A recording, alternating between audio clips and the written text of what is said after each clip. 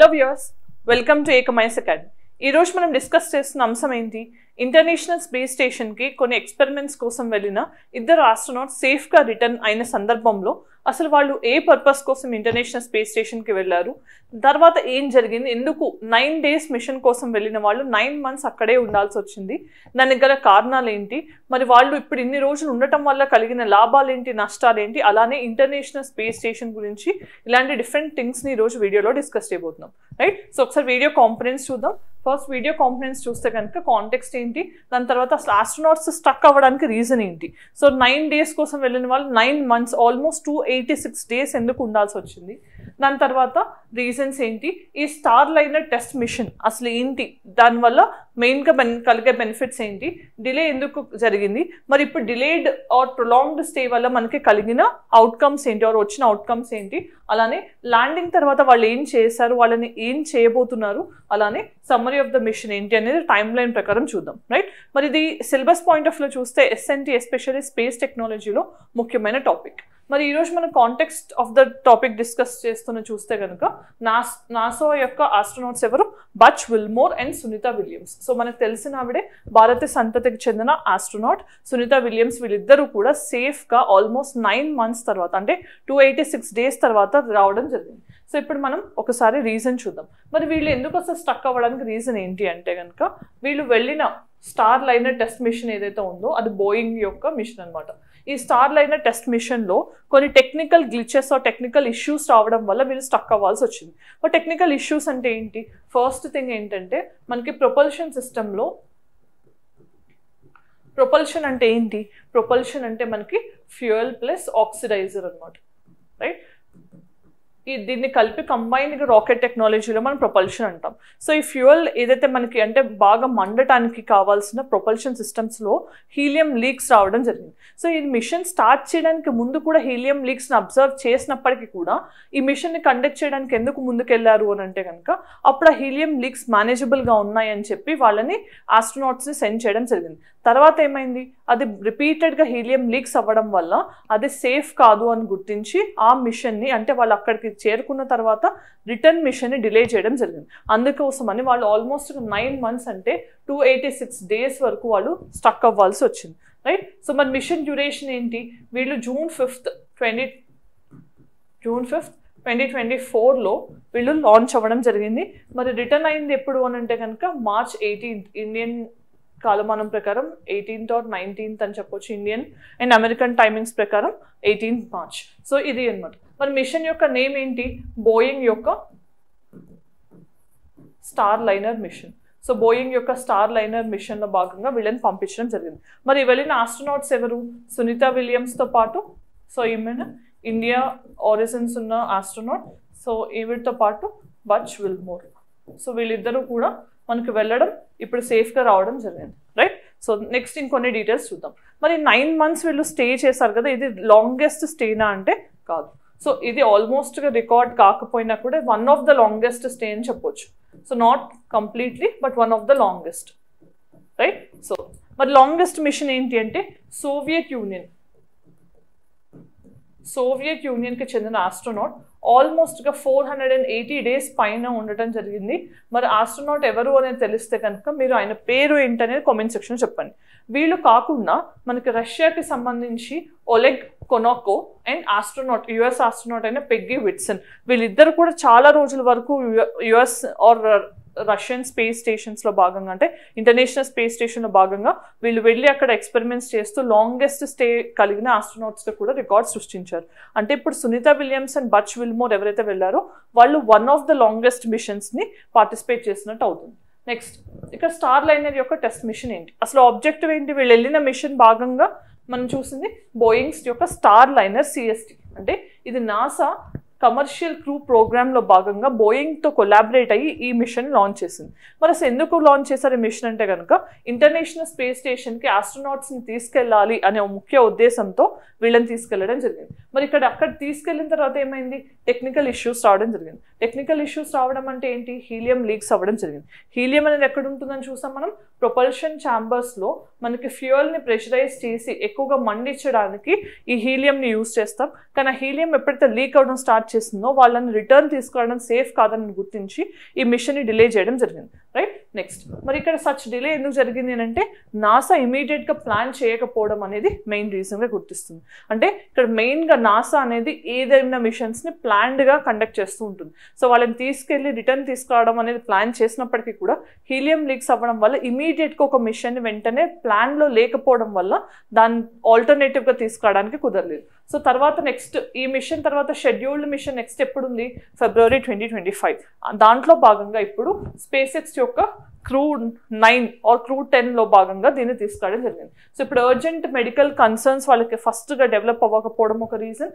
దాని తర్వాత వీళ్ళు ఆల్మోస్ట్గా 12 ఆస్ట్రోనాట్స్ని అకామిడేట్ చేసేంత కావాల్సిన సామాన్లు కానీ అవన్నీ ఉండేసరికి వీళ్ళని అక్కడే ఉంచడం జరిగిందనమాట, రైట్. సో నెక్స్ట్ మరి అన్సర్టన్ మిషన్ కదా, దీనివల్ల ఏం వచ్చింది మనకి అని అంటే కనుక గ్లోబల్ అటెన్షన్ వచ్చింది. సో అంటే మనం ఆల్మోస్ట్గా 9 days కోసం ప్లాన్ చేసుకుని ఎక్కడికైనా వెళ్ళి 9 months ఉండాల్సి వస్తే అది ఎంత అన్సర్టన్గా ఉంటుందో మనం ఊహించుకోగలం.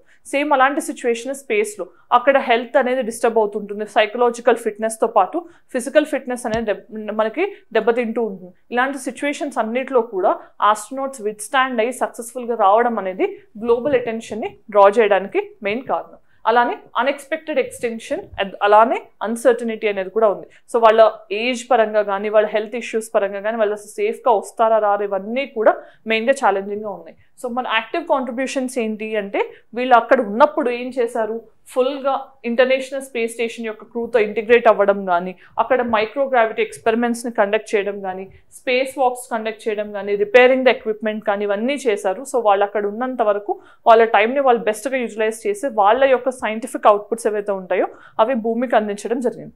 మరి నెక్స్ట్ మనం చూస్తే కనుక సునీత విలియమ్స్ స్పేస్ రికార్డ్ ఇక్కడ ఏం చేశారు అని అంటే ఆల్మోస్ట్గా మనకి 9 స్పేస్ వాక్స్ని 62 hours ఆఫ్ టైం అని చెప్పొచ్చు. సో అంతవరకు 9 స్పేస్ వాక్స్ని 62 hours ఆఫ్ టైంలో కండక్ట్ చేసి ఎక్కువగా లాంగెస్ట్ స్పేస్ వాక్ చేసిన ఫీమేల్ ఆస్ట్రోనాట్గా ఫస్ట్ టైం రికార్డ్ సృష్టించడం జరిగింది. సో వీళ్ళు ఉన్న 9 months అనేది లాంగెస్ట్ డ్యూరేషన్ కాకపోయినప్పటికీ కూడా సునీత విలియమ్స్ గారు కండక్ట్ చేసిన స్పేస్ వాక్ ఏదైతే ఉందో అది లాంగెస్ట్గా female astronaut point of view చెప్పొచ్చు. ఇది తర్వాత వీళ్ళు ఏం చేశారు అని అంటే ప్రయర్ ఎక్స్పీరియన్సెస్ అనేవి ఉండటంతో వీళ్ళు ఎప్పుడు ఫస్ట్ టైం వెళ్ళలేదు. సో ఆల్రెడీ వెళ్ళున్నారు కాబట్టి ఆ ఎక్స్పీరియన్సెస్ అనేవి వాళ్ళకి బెటర్ అడాప్టింగ్ కెపాసిటీని కలిగించాయి. సో అడాప్టేషన్ అనేది మన ఎన్వైర్న్మెంట్ పాయింట్ ఆఫ్ వ్యూ వింటూ ఉంటాం.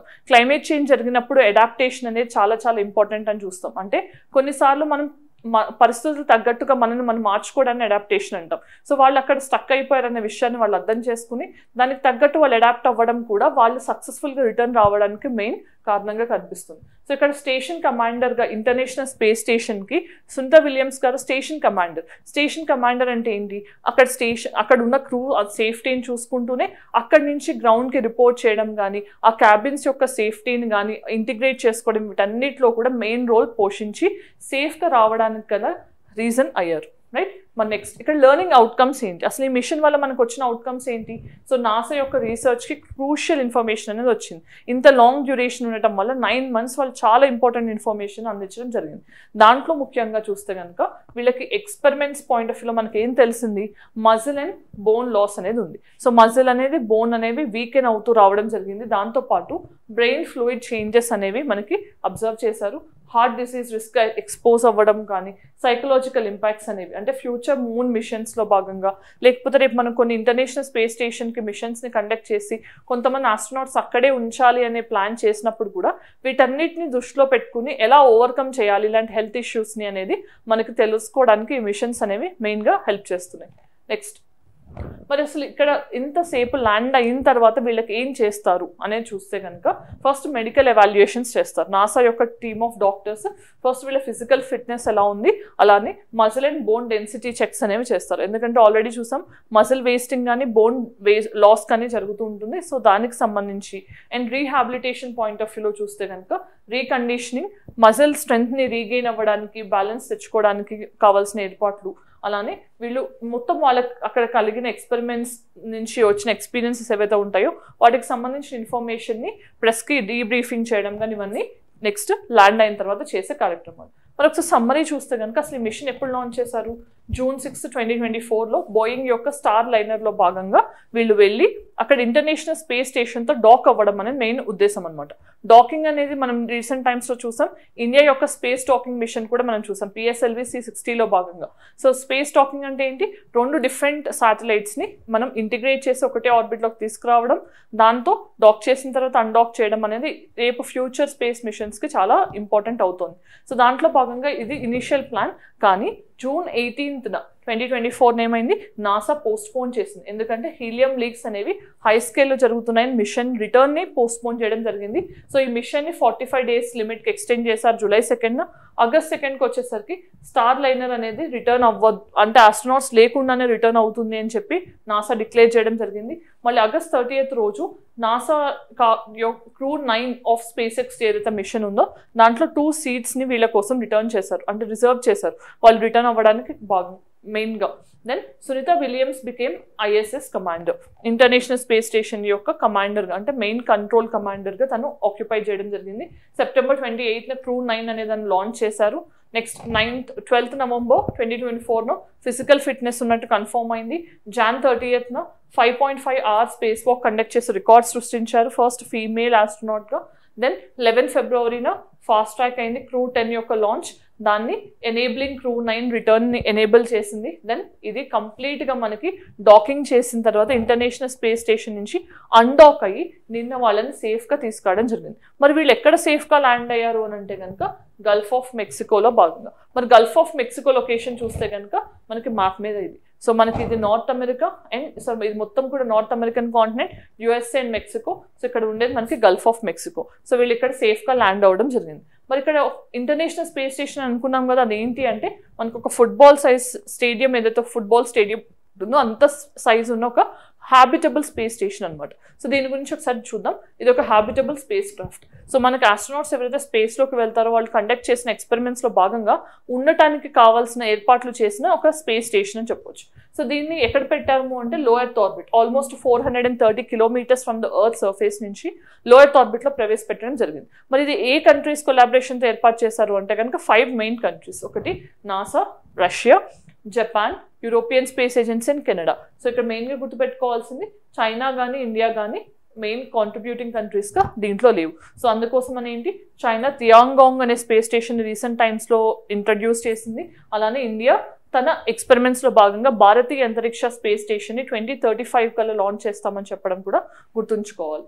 నెక్స్ట్ మరి ఇంటర్నేషనల్ స్పేస్ స్టేషన్ అనేది ఫస్ట్ టైం ఎప్పుడు లాంచ్ చేశారు, 1998లో లాంచ్ చేశారు లో ఎర్త్ ఆర్బిట్లోకి.